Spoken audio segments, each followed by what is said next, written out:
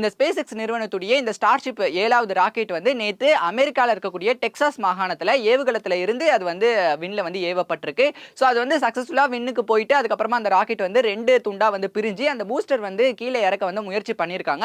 அதுவுமே வந்து கரெக்டா கீழே இறங்கி வந்துட்டு இருக்கும்போது கிட்டத்தட்ட 8.5 நிமிடங்கள்ல வந்து ஸ்டார்ஷிப் நிறுவனத்து கூட இருந்த அந்த தொலைத்தொடர்பு வந்து துண்டிக்கப்பட்டிருக்கு அப்படிங்கிற மாதிரி வந்து சொல்றாங்க.